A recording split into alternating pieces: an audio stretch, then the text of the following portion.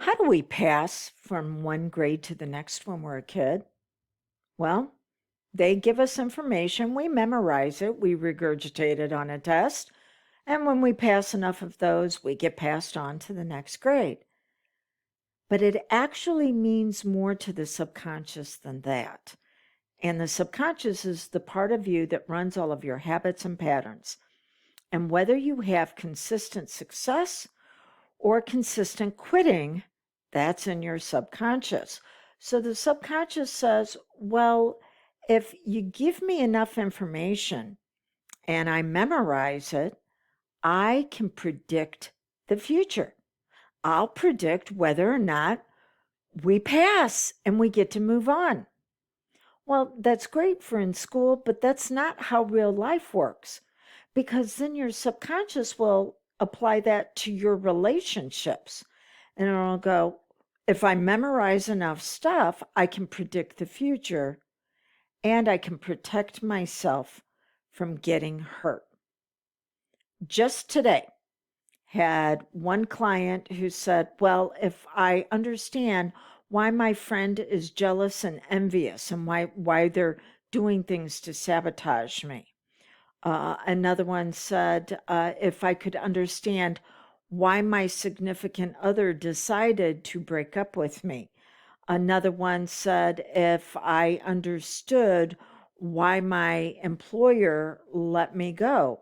Another one said, if I could understand why this person was thinking the way they were whenever they hurt me so bad. No, no, and no. Your subconscious is focusing on what it needs to heal, as far as if I understood why they were doing these things. But it's trying to predict the future in a way that's never going to lead you into progress, because healing and growing are two different states. So you want to be able to say, well, what is it that they were doing that led to this hurt? So the next time I get into this experience with somebody else, I can be aware of what's coming and maybe be a bit more cautious. Other people talk about red flags. Red flags is BS. And when somebody hurts you in a way that is dysfunctional, you don't see it coming. Why is that? Because you're not dysfunctional.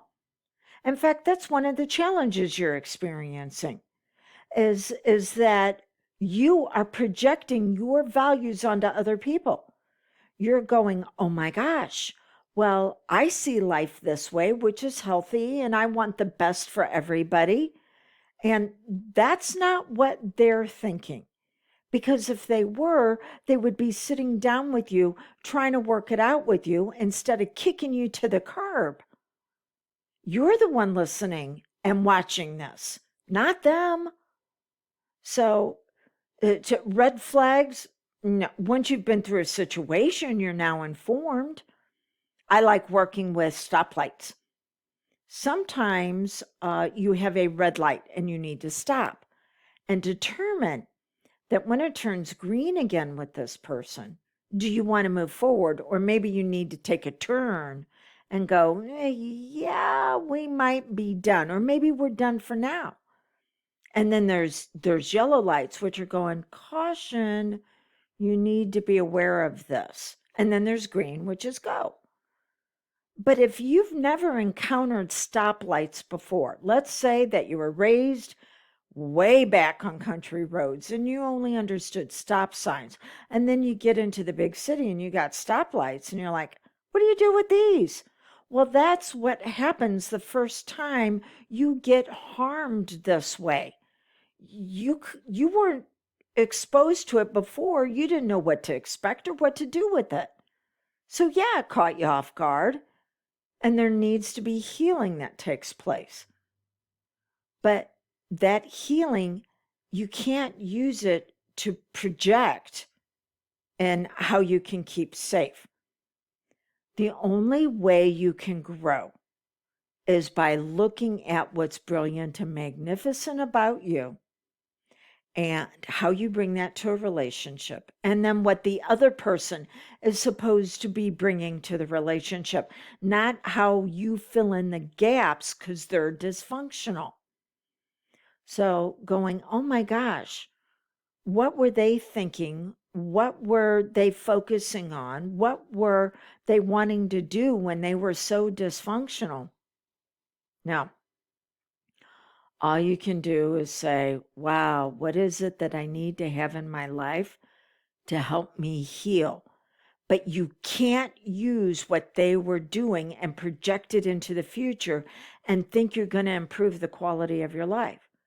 You can only become aware when other people are going to show up and want to infect you and use you for their benefit. They want to put you in a one-down position so they can feel powerful.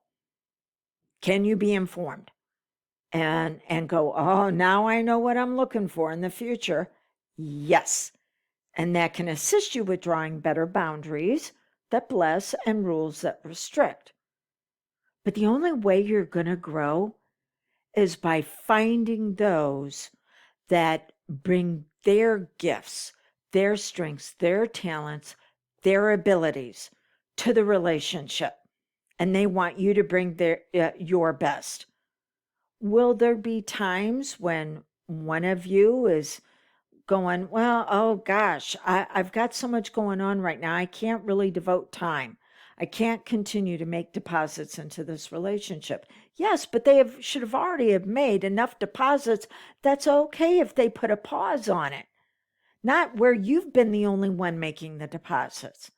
And are there times when they need to make withdrawals and go, I need your support? Yes, but that's okay because they've already made enough deposits that they can make withdrawals.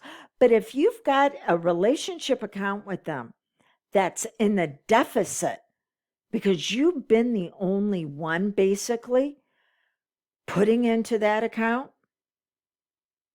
knowing why they're continuing to make withdrawals on it won't help you because they're dysfunctional. They are a cluster F looking for someplace to happen. So you need to step back from that account and you need to be able to heal. But just because you're healed doesn't mean your life's going to get any better. Let's say that you have surgery, back surgery. Well, and now it's over and you're healed. Doesn't mean you're any healthier. Not if you're not getting out and taking action and going, now what can I do that I'm ready to move forward? How can I engage other activities that I wasn't doing before? So knowing why they've done things won't help because the values that they were using that used you are so out of integrity with who you are that you can't fathom why. What you can do is say, I need to create a space to heal. But then you want to move beyond it and you want to grow. And the only way you're going to grow is by bringing your magnificence and your brilliance to the next relationship. Stop trying to be the candle in their darkness. They don't want to see your light. They actually want to blow you out. Makes them feel powerful. So, what needs to happen with that account?